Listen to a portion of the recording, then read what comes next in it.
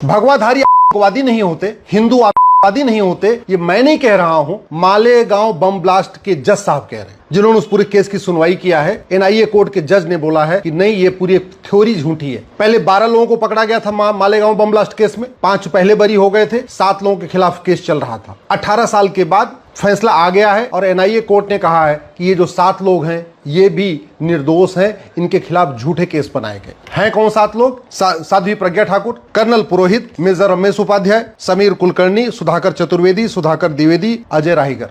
अगर इनके ऊपर झूठा आरोप नहीं लगा होता तो आज कर्नल पुरोहित ब्रिगेडियर होते सेना में। अगर इनके ऊपर झूठा आरोप नहीं लगा होता तो आज major Ramesh Upadhyay lieutenant general की पोस्ट पे होते सेना में। लेकिन पूरा का पूरा उनका कैरियर तबाह कर दिया गया, पूरे देश दुनिया में उनकी बदनामी कराई गई। हमारे देश के सैनिक भी आतंकवाद फैलाते हैं, पूरी दुनिया में ये मैसेज दिया गया। हिंदू आतंकवादी होते हैं, पूरी दुनिया में ये मैसेज दिया गया। और जानते हैं क्यों किया गया? ये 2008 की घटना है, क्योंकि सितंबर में ये मालेगांव बम ब्लास्ट हुआ था और उसके 2 महीने के बाद नवंबर में कसाब ने आके पूरे मुंबई को हिलाया था। कसाब वाला केस आपको याद है, जो खुलेआम उसने चला के सबको मारी थी, वो नवंबर का केस है। इसलिए कसाब का केस और मालेगांव बम ब्लास्ट दोनों को ही भगवा आतंकवाद की थ्योरी से जोड़ दिया गया। और ये काम किया गया एक महिला को खुश करने के लिए, जो विदेशी मूल की महिला है, जो पार्टी की अध्यक्षा है, उसको खुश करने के लिए पूरा का पूरा सिस्टम लग गया। केंद्र सरकार के गृह मंत्री इस काम में लग गए, महाराष्ट्र के मुख्यमंत्री इस काम में लग गए, महाराष्ट्र के गृह मंत्री इस काम में लग गए, बाकी तो छोड़िए, महाराष्ट्र के डीजीपी इसी काम में लग गए।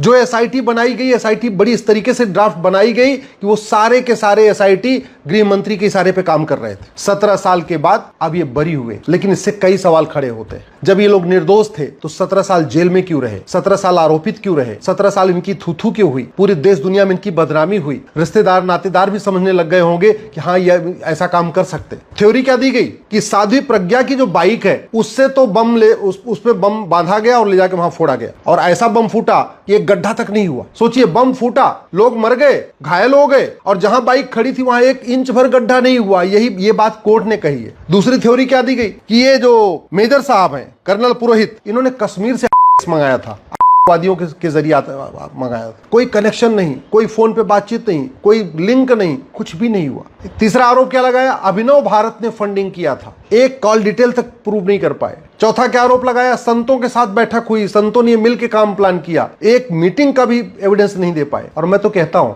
अगर इतना ही पक्का था, आपको लग रहा था भगवा आतंकवाद है, आपको लग रहा था हिंदू आतंकवादी है, तो जिन 12 लोगों को पकड़ा था उनका नार्को पॉलीग्राफ मैपिंग टेस्ट करके देख लेते, दूध का दूध पानी का पानी हो जाता। पूरी दुनिया में भारत को बदनाम करने के लिए, पूरी दुनिया में हमारी सेना के लोगों को, कर्नल और मेजर को बदनाम करने के लिए, पूरी दुनिया में भगवा थ्योरी गढ़ने के लिए, भगवाधारी आतंकवादी, इस थ्योरी के चक्कर में झूठी जांच पूरी बैठा दी गई। चर्चा तो इस बात पे होनी चाहिए कि एक निर्दोष साध्वी प्रज्ञा 17 साल तक वो इस आरोप में क्यों फंसी रही, 6 महीने के अंदर उनका आरोप क्यों नहीं खत्म हुआ, साल भर के अंदर उनका आरोप क्यों नहीं खत्म हुआ। चर्चा इस बात पे होनी चाहिए, ये सड़ी हुई न्यायिक व्यवस्था के कारण कर्नल पुरोहित और मेजर रमेश उपाध्याय 17 साल जो सेना में बड़े अधिकारी बन चुके होते, उनका पूरा कैरियर चौपट हो गया।